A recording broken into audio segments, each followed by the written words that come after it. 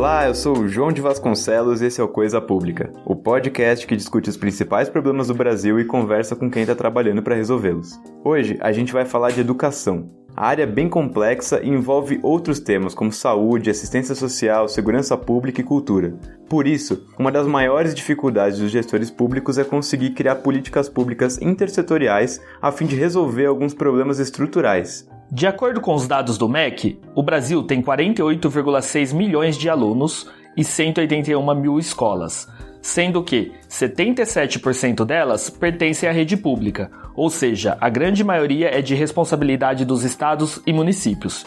E mesmo com o alto investimento que a educação recebe, encontramos falta de infraestrutura, falta de professores e inúmeros problemas nas avaliações dos alunos. Um levantamento da Todos pela Educação mostra que 1,5 milhão de brasileiros entre 4 e 17 anos estão fora da escola. Em 2018, o Anuário Brasileiro da Educação Básica, da mesma organização, também examinou que 1/4 dos adolescentes de 16 anos não concluíram o ensino fundamental e apenas 39,2% dos jovens com 19 anos concluíram o ensino médio. Além disso, em 2019, o Brasil foi classificado entre os últimos colocados no PISA, Programa Internacional de Avaliação de Estudantes.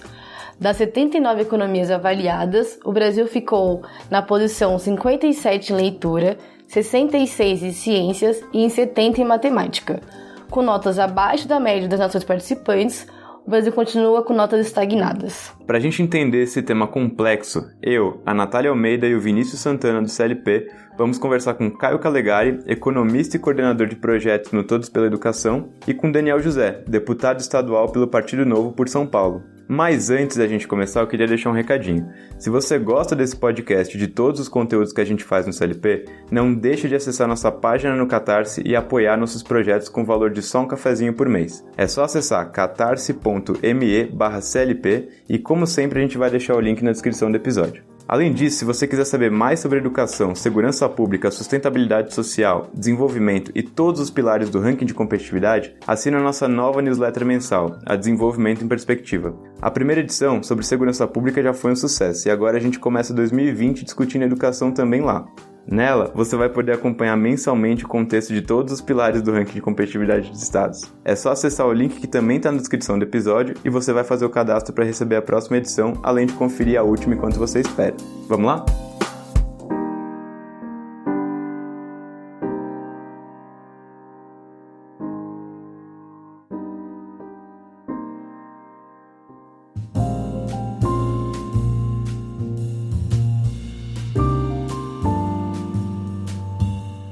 Caio, me conta, quem é você no Estado Democrático de Direito?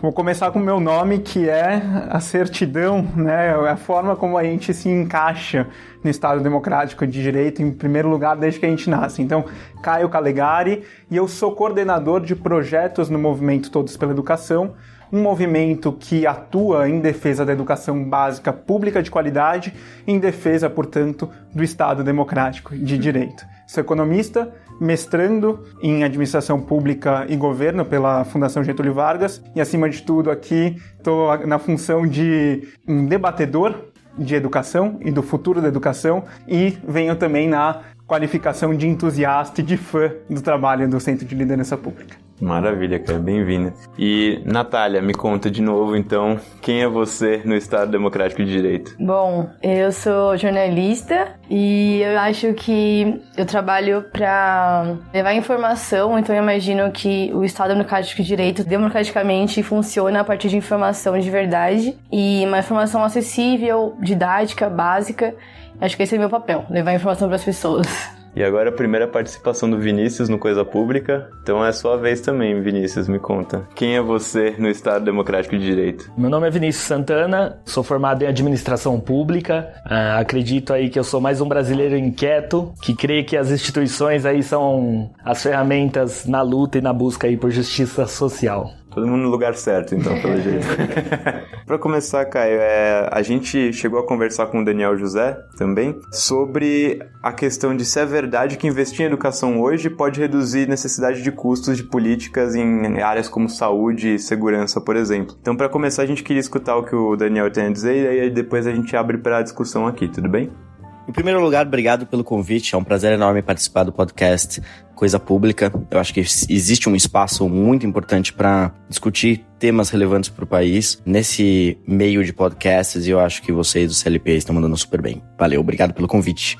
Bom, eu acredito que investir na educação faz uma diferença muito grande, sim, na redução de investimento de outras áreas no futuro, como saúde e segurança. Pensa que hoje só 9% de quem se forma no ensino médio nas escolas públicas sabem o mínimo adequado de matemática. Só 27% dos alunos que se formam também no ensino médio sabem o mínimo adequado de português. Qual que vai ser o destino dessas pessoas? O que eles vão ter como oportunidades no futuro? Existe, uma raridade, uma escassez muito grande de oportunidades no Brasil, enquanto outros países, por exemplo, quando você termina o ensino médio, você já sabe exatamente o que você vai fazer em seguida, começar a trabalhar, ir para o ensino técnico, ir para o ensino superior.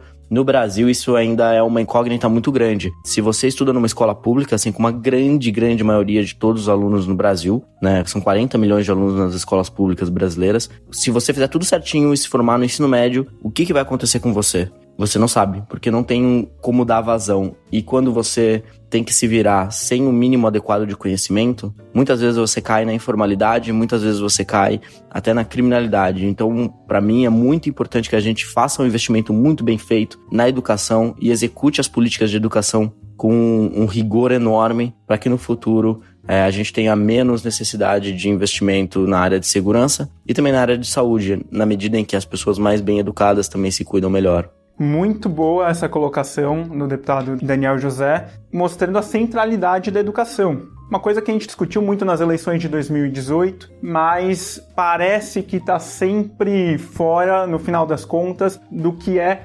prioritário nos nossos governos, e não só no executivo, mas também no legislativo. Então, a gente tem um discurso sempre muito forte em favor da educação, mas na prática isso não se concretiza em ações que sejam as ações mais prioritárias para a gente mudar o quadro atual de, como o Daniel José aqui, o deputado, colocou, é um quadro ainda muito crítico. Tem avançado, mas ainda muito crítico. O ponto de se investir em educação básica pública, primordialmente falando, é que educação sim muda tudo, Educação não pode tudo sozinha, precisa ser um trabalho intersetorial na construção de oportunidades futuras para todos os cidadãos brasileiros, Mas quando a gente começa, desde já, um trabalho de uma educação inovadora, uma educação de qualidade, que gere justamente essas oportunidades de aprendizagem para as crianças e jovens de hoje e do futuro, a gente tem em perspectiva uma sociedade que é uma sociedade muito mais completa do ponto de vista de cidadania, do ponto de vista de democracia, do ponto de vista de direitos humanos. E aí a questão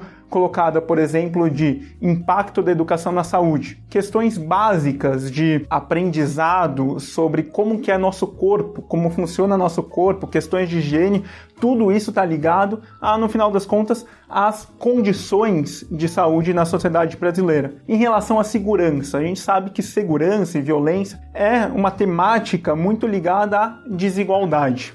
Qual que é a forma mais fácil de conseguir mudar o quadro de desigualdades no Brasil? Mais que fácil, qual que é a forma mais efetiva? É com educação básica de qualidade, é dando oportunidade justamente de ingressar no mercado de trabalho, de construir um projeto de vida. E tudo isso só se consegue com aprendizagem, com conhecimento cidadão. Você falou bastante de educação básica e também trouxe um pouco a questão da desigualdade. Mas a gente, além da educação básica, a gente tem visto que o ensino médio é muito excludente e desigual, principalmente levando em consideração critérios como raça, região, renda, todas essas questões. Por que ele tem esse problema e como que isso está ligado também com a falta de investimento na educação básica? Os nossos gargalos no ensino médio são gargalos multidimensionais. Os problemas são multifatoriais. É difícil de definir esse é o problema e essa é a solução. Mas o que a gente sabe de quadro objetivo é que hoje nós temos 900 mil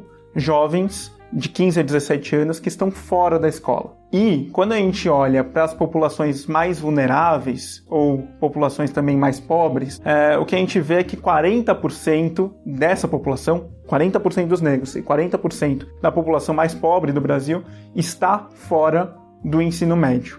Então é um contingente enorme fora, principalmente nessas populações mais vulneráveis. E por que isso acontece? É uma conjunção de fatores. Primeira questão é que não falta vaga no ensino médio brasileiro. É um problema de evasão. E esse problema de evasão está relacionado a alguns fatores, né? O primeiro deles, que a gente já vinha falando, é a questão da qualidade da educação. Não só no ensino médio, mas em toda a sequência da educação básica. Da creche até o ensino médio, com acumulados de defasagem de aprendizagem, de tal maneira que o jovem chega ao final da sua trajetória, chega ao ensino médio, justamente com muitas lacunas de aprendizagem que faz com que ele esteja em uma posição desconfortável em sala de aula. Mas relacionado a isso, ao desconforto na escola, tem um outro ponto fundamental, que é o modelo de escola que a gente tem atualmente. Um modelo que não conversa com a realidade no século XXI, com pouco espaço para protagonismo, pouco espaço para flexibilidade, escolhas dos jovens e que não prepara, no final das contas, para projeto de vida. Aproveitando um pouco aí da sua colocação, muitos pesquisadores apontam que a reorganização do ensino médio é uma medida urgente para tornar a escola mais atrativa, e você acha que quais pontos ou quais políticas devem ser feitas para tornar essa experiência melhor para os alunos? Vou responder a essa questão trazendo alguns dados. Na verdade, uma pesquisa que foi feita em 2017 pelo Todos pela Educação, que se chamava Repensar o Ensino Médio, junto com algumas outras instituições parceiras, para investigar quais eram os problemas da escola do ensino médio. E os pontos levantados pelos jovens foi o quê? Que, em primeiro lugar, falta à escola ser um espaço em que o jovem ele se sente respeitado.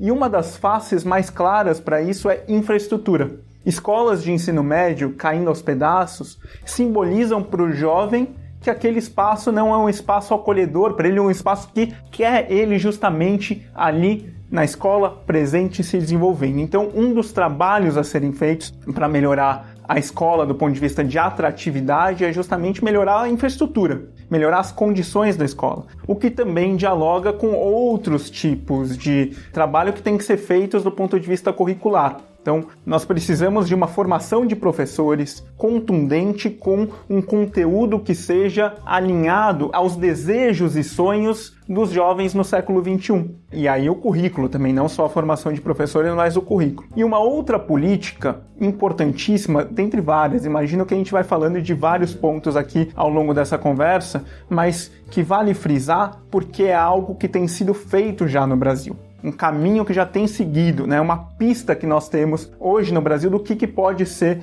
o ensino médio do futuro. É a questão de escolas em tempo integral. Escolas em tempo integral em que se há, portanto, mais tempo e mais oportunidades para os jovens exercerem outras atividades de conhecimento, de aprendizagem, né?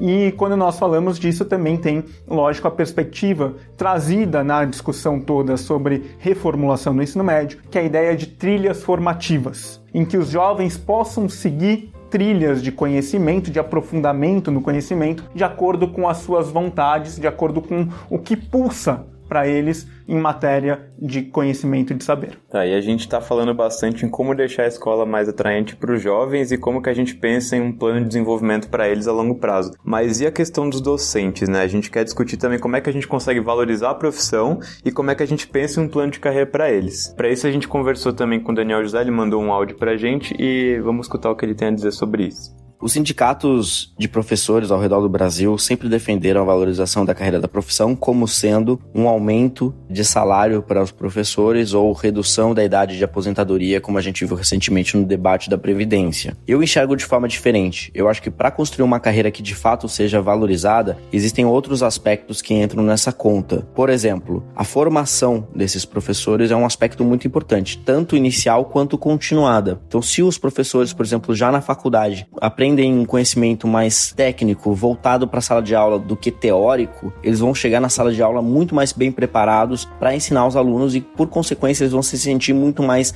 realizados. Se eles têm formação continuada ao longo de sua carreira, eles também vão sentir que eles estão melhorando nas suas técnicas de aprendizagem, de ensino, em consequência aumentando a aprendizagem dos alunos, e também vão se sentir mais bem valorizados dessa forma. Eu acho que o salário inicial é sim uma questão importante, mas junto com isso também tem que vir quais são os critérios de evolução na carreira desses professores, né? Porque se for os critérios atuais em que os professores ganham um pouco a mais e benefícios a mais ao longo do tempo por estarem há mais tempo no sistema, não vai funcionar. Esse sistema tem que ser mais meritocrático. Então os professores que dão bons resultados, que se dedicam, que de fato ensinam bem todos os alunos que estão sobre a sua responsabilidade, esses sim merecem evoluir. Enquanto que os professores que no final de contas têm uma taxa de absenteísmo alta, que não se dedicam como deveriam, não deveriam evoluir. Esse é o tipo de raciocínio que eu acho que deveria ser levado para frente para a gente de fato valorizar a carreira dos professores. O Daniel colocou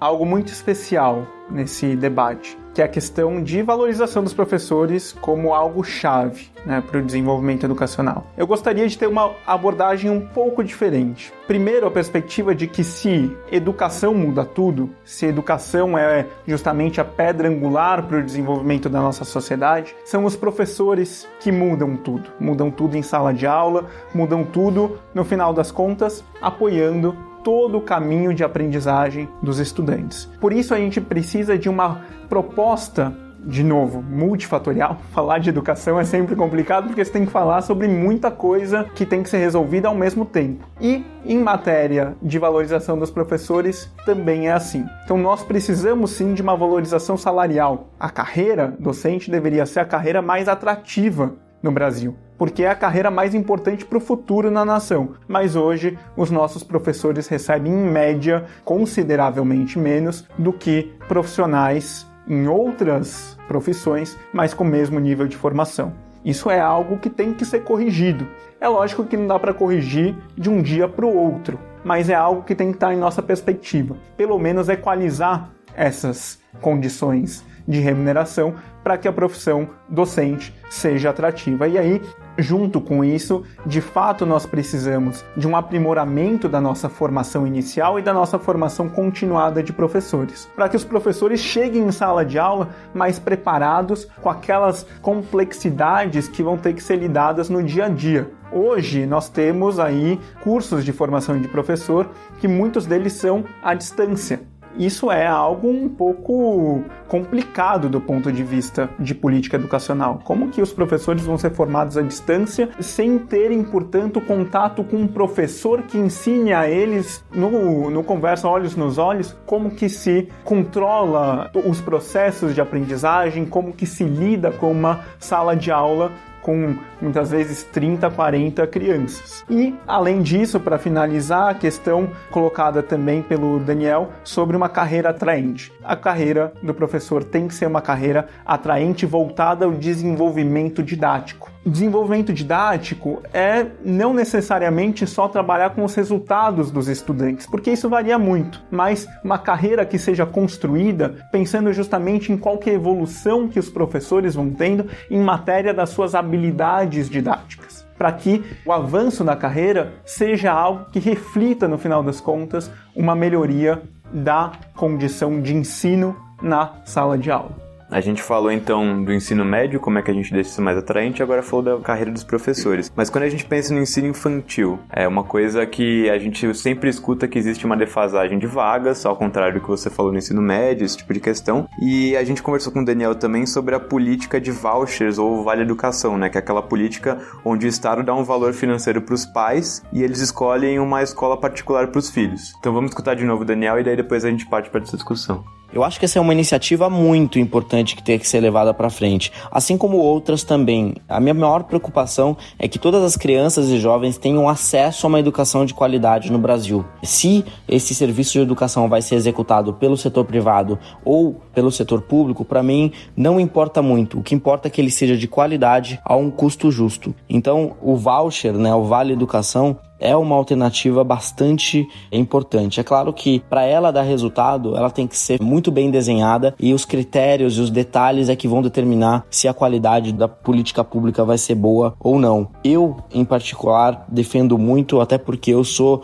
uma espécie de filho do Vale Educação. Eu tive a oportunidade de ter bolsas de estudos durante a minha educação básica e foi esse acesso que me permitiu não estudar na escola do bairro e ir para uma escola boa. E isso me abriu tantas oportunidades que mudaram a minha vida. Então, se eu não tivesse tido essa oportunidade que foi realizada através desse, entre aspas, Vale Educação, dessa bolsa de estudos que eu tive lá atrás, eu não teria me desenvolvido como eu me desenvolvi hoje. E, enfim, a minha vida seria completamente diferente. Sou um grande defensor dos vouchers. Eu gostaria muito que iniciativas ligadas a esse tipo de política pública fossem levadas para frente o quanto antes no Brasil. Infelizmente, isso por aqui ainda é muito incipiente, enquanto diversos outros países ao redor do mundo já implementam políticas parecidas para a educação básica. Ainda falamos com o Daniel se ele acha que essa política, por si só, ampliaria a qualidade do ensino como um todo. Vamos ver o que ele falou.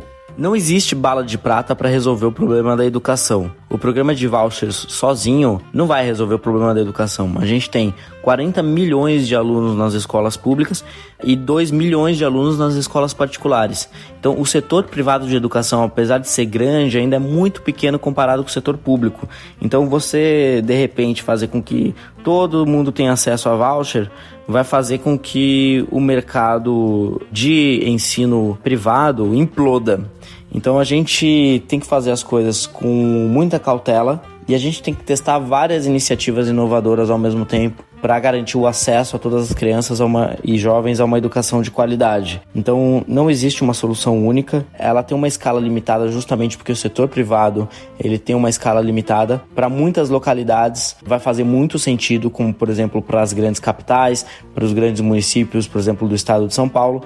Mas para outras localidades do Brasil não vai fazer tanto sentido, até porque o setor privado não avançou muito. Por exemplo, se pensarmos em cidades com porte pequeno no interior de estados menos desenvolvidos, como por exemplo o Piauí, Maranhão, Pará e Amazonas. E eu falo isso com propriedade porque eu fui lá, visitei, percorri todos esses estados e vi que o setor privado ali ainda está muito longe de chegar e voucher ali para aquelas localidades é praticamente uma ideia sem pé nem cabeça. Agora, para vários municípios do Brasil faz muito sentido sim aplicar esse tipo de política pública e eu sou um grande entusiasta dos vouchers. Bom, em primeiro lugar, Daniel colocou a trajetória dele, né, como uma forma de sustentar essa ideia, né, de voucher. A trajetória dele simboliza algo muito importante, que é a importância central do investimento robusto em educação, em toda a trajetória, em todas as etapas. Isso mostra que esse também tem que ser um imperativo no Brasil hoje de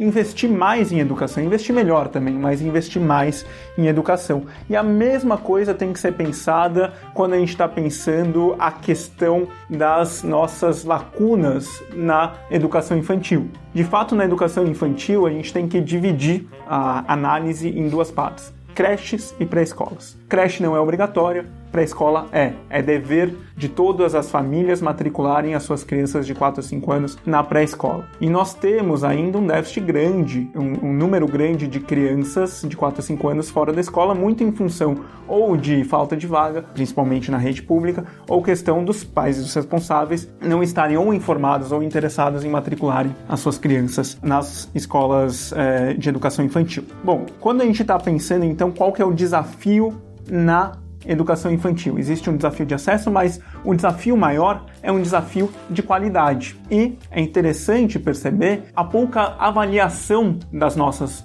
escolas de educação infantil. Isso aqui precisa ser dito com bastante cautela, né? Porque a avaliação pode ter várias formas, não é medir a aprendizagem das crianças, existem várias formas de fazer e o Brasil ainda está caminhando nesse sentido. Mas antes de afirmarmos que a educação infantil no Brasil é muito problemática, a gente precisa de uma avaliação. Do ponto de vista de infraestrutura das escolas, que é um dos componentes de avaliação, algo que se tem que ter em mente é que escolas privadas de qualidade são uma minoria no Brasil. Portanto, avançar no atendimento em escolas privadas não é algo que necessariamente vai ser uma solução sistêmica para o problema da nossa educação básica. Em termos de voucher, gostaria de frisar isso, teve um grande preâmbulo aqui, mas em termos de voucher, o Todos pela Educação não defende a política de vouchers. E não defende principalmente porque há políticas muito mais prioritárias que têm que ser levadas adiante e também porque nós temos que ter sempre uma visão de políticas que estão informadas por evidência. Nosso cardápio de políticas públicas é gigantesco. Voucher é uma delas, Vale Educação é uma delas. Mas quando nós vamos analisar a literatura internacional sobre implementação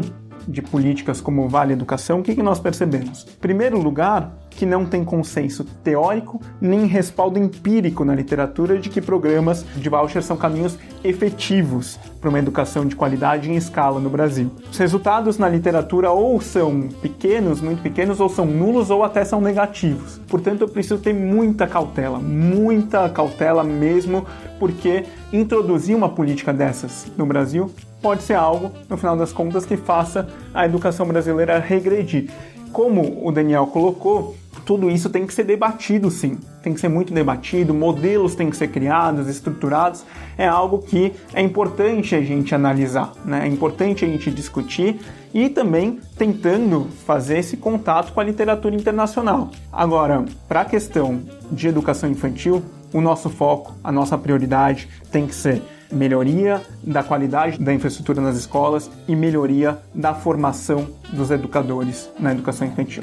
E entrando um pouquinho mais, já que falamos até de creche, sobre a primeira infância, como você acredita que deva funcionar as políticas públicas voltadas às crianças mais ainda jovens do que as de primeiro grau? Primeira palavra que tem que estar no nosso vocabulário em pensar em primeira infância é intersetorialidade. Política de primeira infância tem que ser intersetorial. Educação, junto com saúde, junto com desenvolvimento social, junto com assistência social. Todas essas políticas têm que ser pensadas conjuntamente. E esse é o apoio mais importante para o desenvolvimento na trajetória escolar de qualquer criança. É na primeira infância que muitas vezes o caminho ele é traçado. Não necessariamente é categórico, que vai ser assim, que a criança vai ter um caminho ou outro. Mas o desenvolvimento na primeira infância é aquilo que mais explica o sucesso futuro de qualquer jovem e de qualquer adulto. Portanto, nós precisamos de uma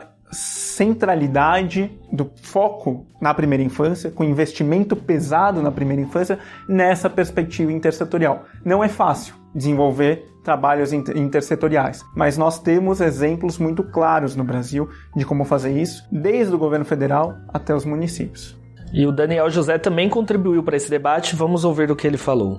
Eu sou um grande defensor de políticas públicas realizadas com base em evidências, ou seja, naquilo que os estudos empíricos mostram que dá mais resultado, né? Então, no final de contas, não precisamos reinventar a roda, a gente deveria buscar cada vez mais focar naquilo que existe de melhor, naquilo que dá mais resultado em termos de educação, sobretudo para as crianças, né? E aplicar essas políticas públicas. Uma das políticas públicas que eu vejo que a gente não aplica de fato no Brasil e que existe uma oportunidade enorme é de Parenting School, que é basicamente você orientar os pais a como educar os filhos, sobretudo nos primeiros dias de vida, nos primeiros 1000 dias, na primeiríssima infância, né? Entender como educar os filhos e como dar um suporte para eles nessa fase pode determinar muito do futuro em termos de capacidade cognitiva e de produtividade dessas crianças que vão se tornar adultos. Então, para mim, o que acaba acontecendo é que existe uma oportunidade grande que não é aproveitada,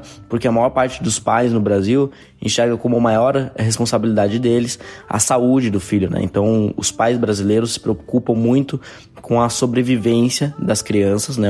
Fruto de um passado histórico de alta mortalidade infantil, mas não se preocupam tanto ou não entendem tanto que existe uma oportunidade ali de estímulo cognitivo, de cuidado emocional também das crianças, que vão fazer com que elas se tornem, no final de contas, pessoas com muito mais facilidade de aprender no futuro. E Caio, para você, qual que é o papel dos pais na educação dos filhos? Como eles são importantes para promover essas políticas, né, essa maior educação, nas intersetoriais principalmente, né? Esse é um tema super em voga atualmente, né? A gente viu declarações do presidente da República e do ministro da Educação a respeito de qual que é o papel da família, qual que é o papel do Estado na educação. E é importante deixar claro que escola e família não competem em termos de educação. Deveriam trabalhar conjuntamente. Ambos educam e ensinam. Essa questão de construir o espírito da aprendizagem na criança é algo que tem que ser formado no ambiente familiar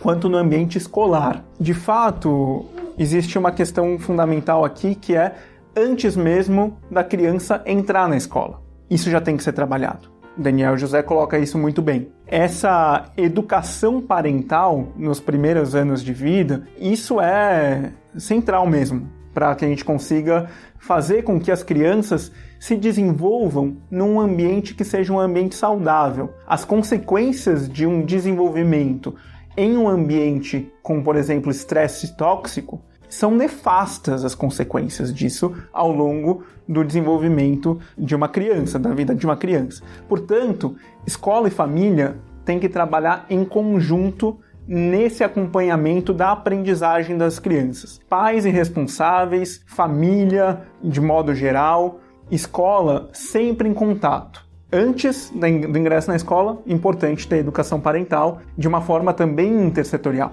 Saúde, todas as questões relativas ao desenvolvimento integral da criança. Estimular o desenvolvimento integral de crianças e jovens com ambiente saudável, de respeito, de cuidado, de afeto.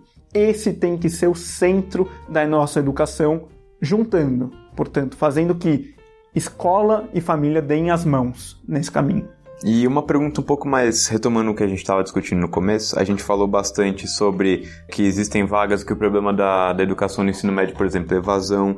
A gente também falou sobre a reforma do ensino médio, mas eu queria ver, na sua opinião e na do todos também, que a gente vê que muito do investimento do governo na educação ele é muito alto, mas ele não tem o sucesso que a gente imagina que ele vai ter com o investimento que a gente faz. Para você, por que isso acontece e o que a gente tem que priorizar como reforma dentre todas essas coisas que a gente abordou para os gestores públicos pensarem isso para esse ano, para 2020? O que é prioritário agora? Ótima questão.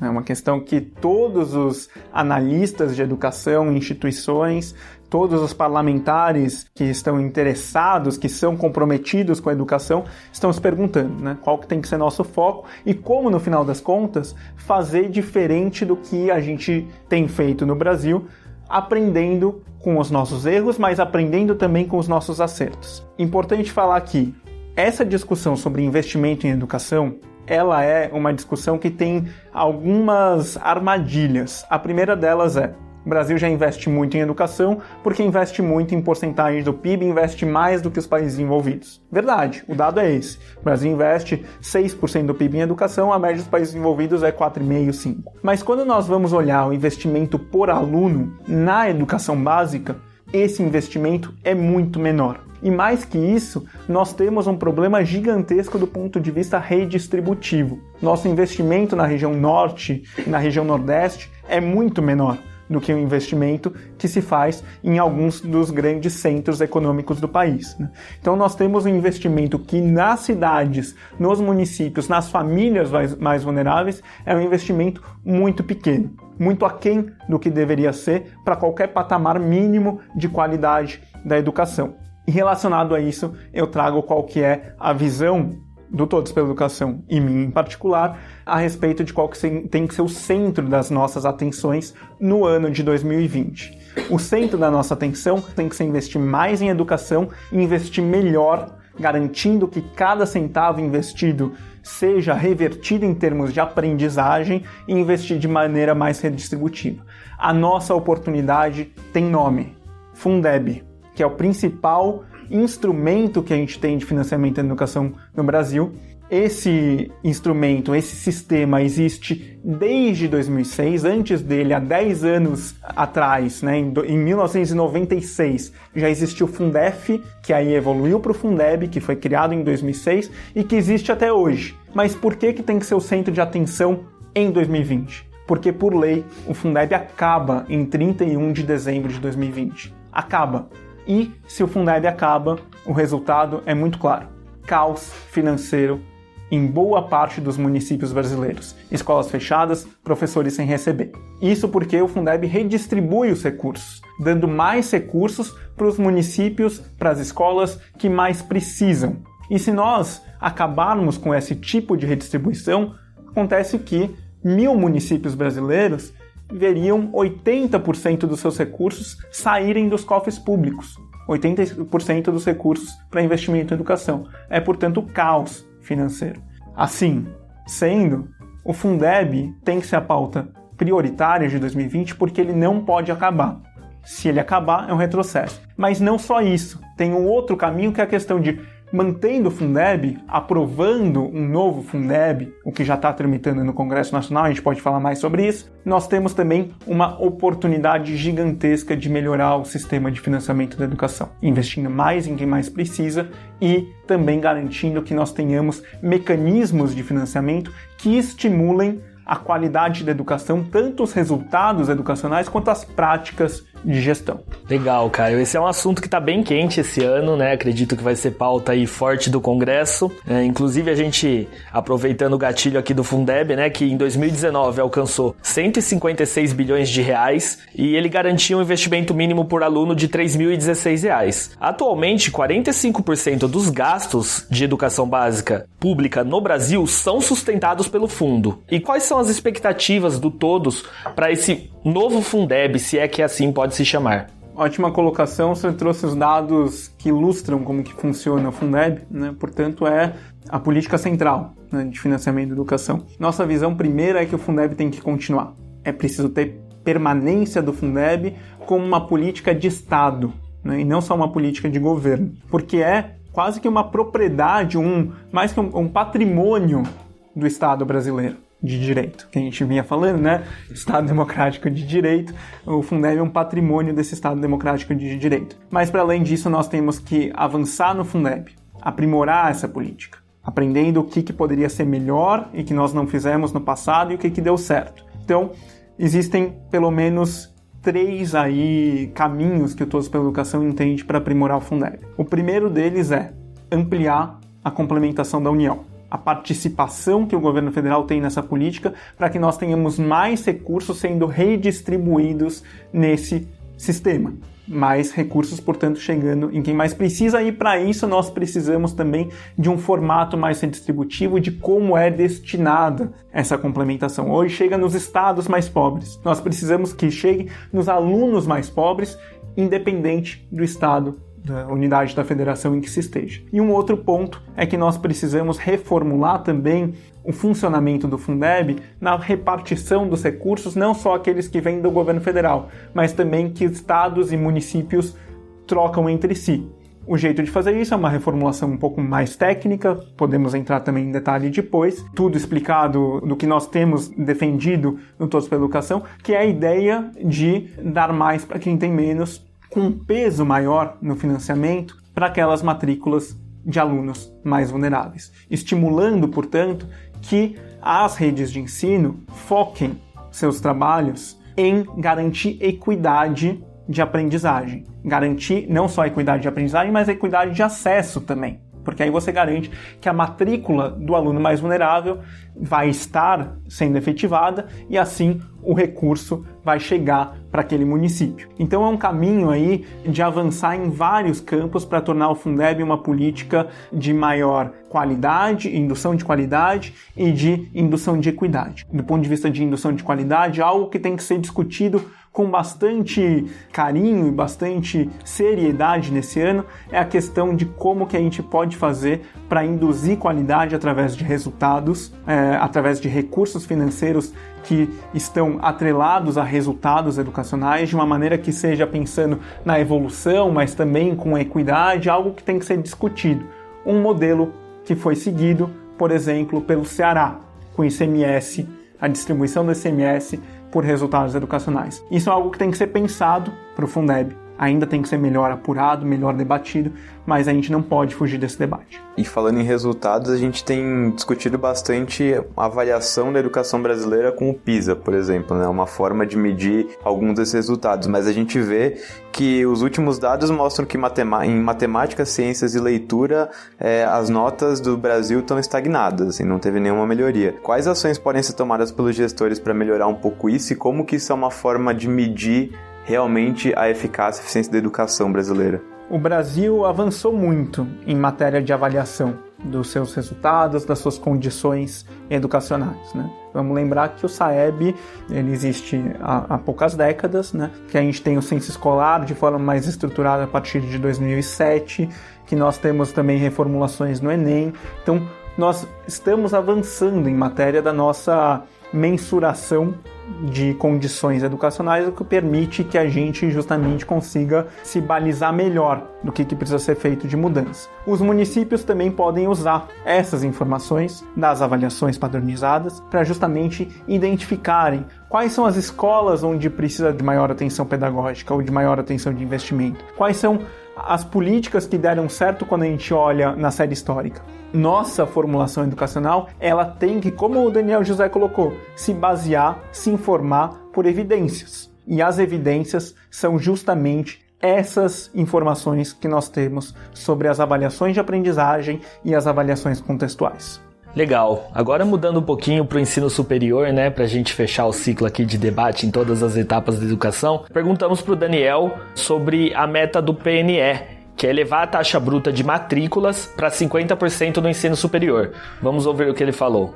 Eu acho que a gente precisa dar um passo além e entender com mais profundidade essa meta de 50% de taxa bruta de ensino superior e se ela realmente faz sentido. Países como a Áustria, como a Finlândia, mais de 70%, 80% dos alunos têm acesso ao ensino técnico. E no Brasil isso não chega a 10%. As necessidades do mercado do trabalho são enormes para profissionais de ensino técnico, que tenham um conhecimento específico que, enfim, possa contribuir de maneira mais direta para as companhias, para a indústria, para a agropecuária e por aí vai. 50% de vagas de matrículas, né, para o ensino superior não necessariamente quer dizer que a gente está indo para uma boa direção. Né? Que tipo de cursos são esses ensinados? Será que são cursos de engenharia, que de fato o Brasil tem um déficit muito grande, uma necessidade muito grande de engenheiros? Ou são cursos mais de humanas, que são áreas que são mais saturadas, como história, sociologia e por aí vai? Qual que é a forma que esses cursos de ensino superior estão sendo dados? Eles são presenciais ou eles são ensino à distância? Hoje em dia, quase metade dos professores das escolas públicas estão fazendo cursos de EAD, de ensino à distância. Então, um curso que deveria ser extremamente prático, voltado para a sala de aula, hoje em dia ele é teórico e à distância, que vai na contramão daquilo que a gente deveria para ter uma educação melhor. Então, essa meta de 50% de taxa bruta de matrículas de ensino superior, no meu ponto de vista, não necessariamente é uma boa meta. Eu acho que a gente deveria olhar para outras prioridades, como ensino técnico e como cursos de ensino superior, mas muito mais voltados para exatas, cursos mais técnicos, como engenharias e por aí vai. E, Caio, complementando, a gente teve as manifestações pela educação no começo do ano, tanto na esfera federal falou-se do corte da educação, aqui no estado de São Paulo a gente comenta também muito do orçamento das universidades, né? Tanto a Unicamp, a Unesp, a USP, a própria FATEC. E complementando a resposta do Daniel, qual é o panorama que você consegue fazer sobre o ensino superior? Eu vou seguir aqui uma linha de tentar casar as conversas que a gente teve, porque não dá para pensar em educação superior sem pensar também na educação básica. Mesmo quando a gente está pensando nessas duas trilhas formativas, digamos, ensino superior e ensino profissional técnico, não são excludentes, não competem necessariamente. Vamos lembrar que a gente tem essa meta 12 do Plano Nacional de Educação de avançar bastante no acesso, expandir o acesso na educação superior, mas a meta 11 diz sobre triplicar o acesso à educação profissional técnica. São dois caminhos que têm que ser seguidos para a gente garantir oportunidades de aprendizagem também nessa faixa etária, né, de quem está prestes ali a ingressar no mercado de trabalho. Quando a gente vai falar de desafios do ensino superior, eu ressaltaria duas coisas. Vou falar de três coisas. A primeira é EAD. EAD é algo muito delicado. Existem alguns modelos de sucesso no mundo, mas quando a gente vai olhar para o caso brasileiro, como o Daniel estava colocando, nós temos boa parte da formação de professores feita por EAD e com pouca regulamentação e pouca noção de se isso é algo positivo. O que a gente tem visto aí de alguns cálculos que o Todos pela Educação tem feito é que os cursos de EAD não são melhores que os presenciais. Portanto, a gente teria que fazer uma reversão na forma como a gente faz a formação inicial de professores no Brasil. Um segundo ponto diz respeito à palavra-chave, que é equidade. Quando nós estamos pensando em expandir o acesso, tanto ao ensino superior quanto ao ensino profissional técnico, a nossa visão, o nosso lema tem que ser equidade. Fazer com que as oportunidades educacionais sejam ampliadas justamente para aquelas populações mais vulneráveis que mais precisam da educação para vencer o círculo vicioso da pobreza. Avançar em termos da sua trajetória de formação, isso é fundamental nesse sentido, não só por conta da questão do conhecimento adquirido e de cidadania, mas também por conta das condições de ingresso no mercado de trabalho. E o terceiro ponto que eu gostaria de colocar, que é muito relacionado ao que a gente viu nas manifestações em 2019 no Brasil, que é a vinculação total entre ensino básico, educação básica, entre condições de ensino superior, de ingressar no ensino superior, e pesquisa e extensão. Tudo isso está completamente relacionado para que o Brasil se insira no mundo como um país que está sempre pensando na fronteira, com ciência de qualidade, e que a ciência de qualidade é algo que retroalimenta as condições do nosso sistema de ensino básico e superior no Brasil, e que, portanto, está tudo muito bem encaixado. Se a gente perde uma das pernas desse tripé de desenvolvimento educacional, é bem possível que no longo prazo a nossa educação desmorone. Portanto, é preciso investimento ampliado e bem gerido, sem retrocessos, tanto na educação básica, quanto na educação superior, quanto na questão da ciência brasileira. São problemas complexos, como tudo que a gente vê na gestão pública até hoje. É um mantra que a gente repete no final das contas. E, Caio, pra gente fechar, uma última pergunta. Qual que é o seu sonho para a educação brasileira para essa década que começa extraoficialmente? Uau! Um sonho para essa década na educação brasileira é que nós consigamos resolver os problemas que são problemas do século XX, que é acesso, que é qualidade satisfatória na educação, todos aprendendo, e que nós consigamos dar o passo, no final das contas, através de todas essas estratégias que a gente conversou no podcast, que nós consigamos dar um passo para começar a pensar no futuro da educação. Então que, no final dessa década, as discussões sobre educação no Brasil não precisem mais ser sobre falta recurso, falta professor, falta formação de professores, nossas escolas de ensino médio, nossas creches estão caindo aos pedaços, mas que nossa discussão seja, no final das contas, que modelo de futuro e de futuro da sociedade, futuro da cidadania, nós conseguimos construir no Brasil, no nosso Estado Democrático de Direito, a partir da educação.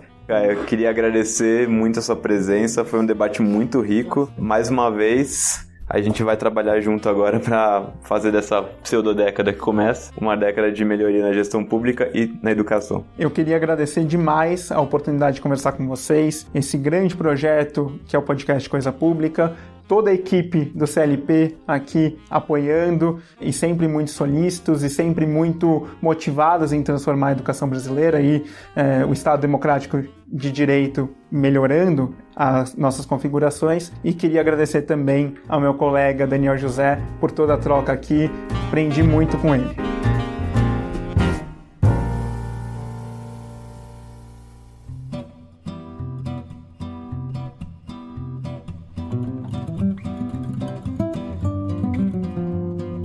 Esse foi o Coisa Pública, o podcast que discute os principais problemas do Brasil e conversa com quem trabalha para resolvê-los. Se você quiser fazer sugestões, contribuir para o debate ou só mandar um oi, pode falar com a gente mandando um e-mail para contato@clp.org.br. E mais uma vez, apoie o nosso projeto no Catarse em catarse.me/clp. Se você não puder, indique esse podcast para os seus amigos, compartilhe nas redes sociais e leve essa discussão mais longe. Também não se esqueça de seguir todos os canais do CLP para você não perder nenhum dos nossos conteúdos. Até a próxima!